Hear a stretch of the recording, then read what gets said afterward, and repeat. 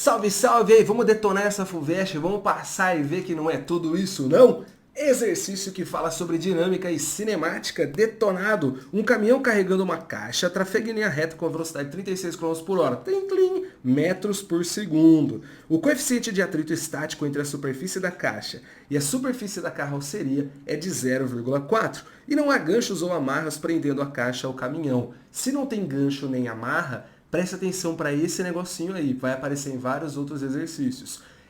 Quer dizer que quem está segurando a caixa é o atrito. Atrito a gente pode entender também como sendo aderência.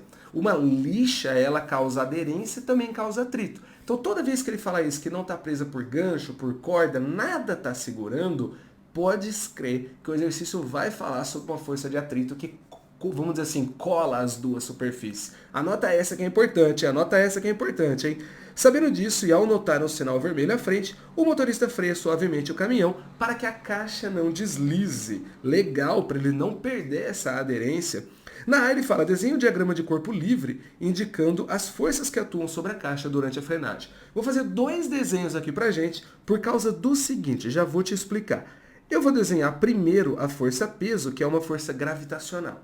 Mas depois eu vou desenhar duas outras forças, que são forças de contato. Você sabe que aqui, formando 90 graus com a superfície, eu tenho a força normal.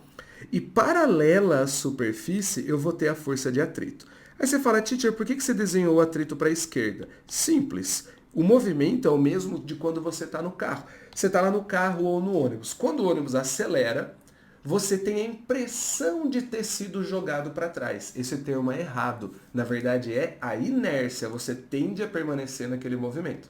Se o ônibus freia, você tende a impressão de ter sido jogado para frente.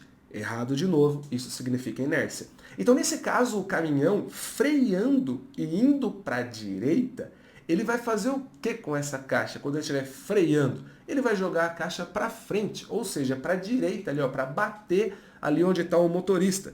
Então, se a caixa está arrastando para a direita, eu desenho o atrito contrário, que é para a esquerda. Então, esse seria um possível desenho, uma possível resposta. Mas, a gente pode fazer o seguinte, como a força normal e a força de atrito são forças de contato, eu posso juntar as duas dizendo que elas são de mesma natureza. Então, eu desenho uma força aqui na diagonal e falo que essa força é a força de contato.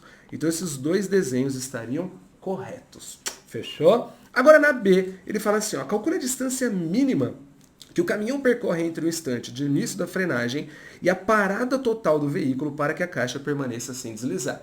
O que eu acabei de identificar? Ele vai parar, então ele tem velocidade, vai perder, isso é move.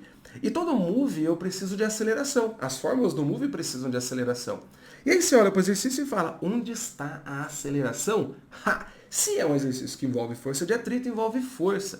E a fórmula mais importante, mais básica, né? Força resultante igual a massa vezes a aceleração.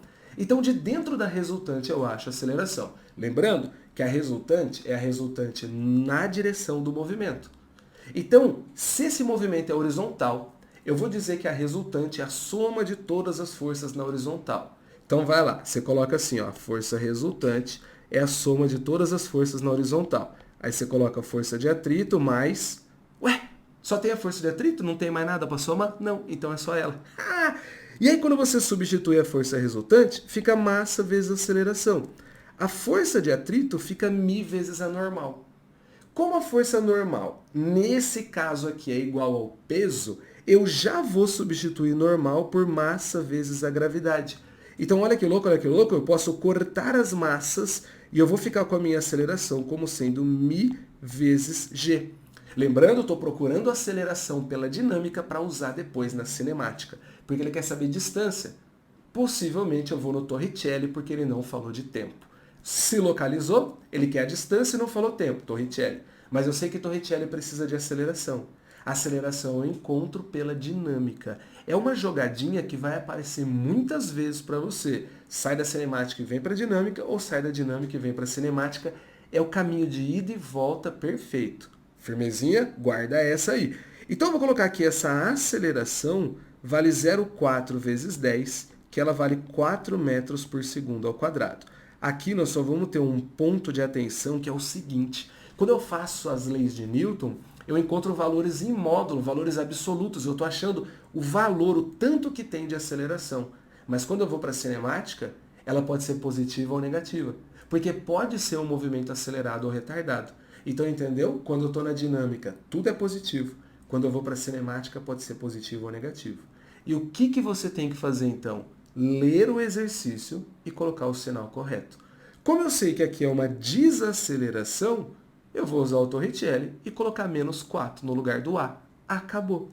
Então vamos lá, vamos para o Torricelli. Velocidade ao quadrado, que é igual a velocidade inicial ao quadrado, mais 2 vezes o A vezes o ΔS. Show de bola, show de bola! Só perdoa aí essa minha voz, tá feia a coisa, né? Vocês estão vendo de longe aí que eu tô gripado, né?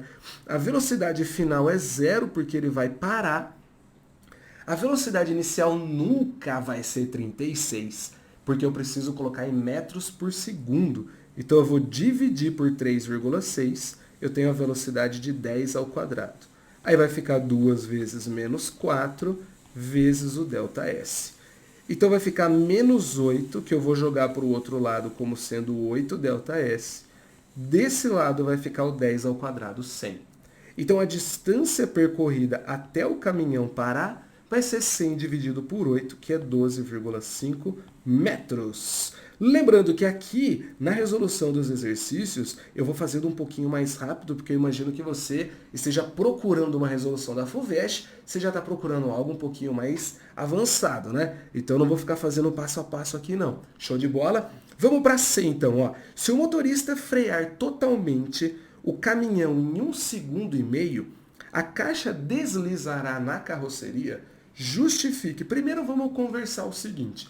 O que significa alguma coisa escorregar? O que significa alguma coisa deslizar? A gente tem dois tipos de atrito. A gente tem o atrito estático e o atrito dinâmico. Legal, legal? Só vamos lembrar uma partezinha da teoria? Existe um gráfico que mostra um rolezinho assim, ó. O atrito vem, ele dá uma quebra e depois ele vem para cá. Nesse ponto aqui em cima, a gente tem um atrito que é chamado de atrito de destaque. Eu falei para vocês que o atrito ele causa aderência. Aderência é colar. E o que significa você destacar? É você descolar alguma coisa. Então, quando eu coloco uma força maior do que o atrito de destaque, ele vai escorregar. E esse atrito de destaque, ele depende do coeficiente de atrito entre as duas superfícies. Então eu vou resumir para você de um jeito prático. É assim. Se eu tenho um coeficiente de atrito 0,4 e eu faço uma conta e encontro um coeficiente de atrito 0,5, isso quer dizer o seguinte: para ele se manter estático, eu precisaria de 0,5. Como eu tenho 0,4, ele vai escorregar. Se eu fizer uma conta e achar um 0,3, eu vou pensar assim, ó, para ele se manter estático, eu preciso de 0,3. Como eu tenho 0,4, ele vai conseguir. Então eu estou olhando para a superação de força. Se eu tiver um coeficiente de atrito de um valor e precisar de um valor maior, ele escorrega. Se eu tiver um valor e precisar de um valor menor, ele não escorrega. Então o que eu vou fazer? Eu vou fazer uma conta. Se eu achar um coeficiente de atrito maior que 0,4, eu vou dizer assim, ó, como ele precisa de mais atrito do que ele tem, ele vai escorregar. Se eu achar um valor menor, eu vou falar como ele precisa de menos atrito do que ele já tem, ele permanece em repouso. Então vamos lá, como ele falou pra gente 1,5 segundo, agora a gente vai da cinemática para dinâmica. Eu tenho velocidade, eu tenho tempo. Eu vou usar o vovô ainda tenta, muito simprão, e mandar bala nesse exercício. Então vai lá, ó, V igual a V0 mais AT. Eu vou colocar a velocidade final 0, porque ele vai frear. A inicial é 10, mais o A vezes o tempo de 1,5. Então essa minha aceleração, como eu estou na cinemática, vai aparecer o sinal de menos. Vai ficar 10 dividido por 1,5. Eu não vou fazer essa conta, sabe por quê? Porque ela não é o resultado que eu preciso. Então sempre que você fizer uma conta e não for o resultado da resposta, você vai carregando ela, depois você vê o que você faz. Então eu saí da cinemática, agora eu vou para a dinâmica naquele mesmo esquema. A força resultante, ela é a força de atrito. O que é a força resultante? Massa vezes aceleração. O atrito vai ser μ vezes a normal, que é massa vezes a gravidade. De novo, a gente vai cortar a massa, tanto é que o exercício nem falou a massa da caixa. E eu vou colocar a aceleração, então, 10 por 1,5, lembrando que eu estou levando em módulo, porque na dinâmica fica em módulo. Aí eu vou encontrar o coeficiente de atrito, lembra? A gente vai encontrar o coeficiente de atrito para fazer essa análise.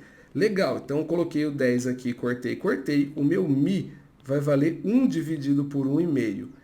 1 dividido por 1,5 tá difícil de comparar com aquele 0,4, né? Então vamos transformar isso aqui em decimal para chegar lá. Se eu fizer 1 dividido por 1,5, é como se fosse 1 dividido por 3 sobre 2.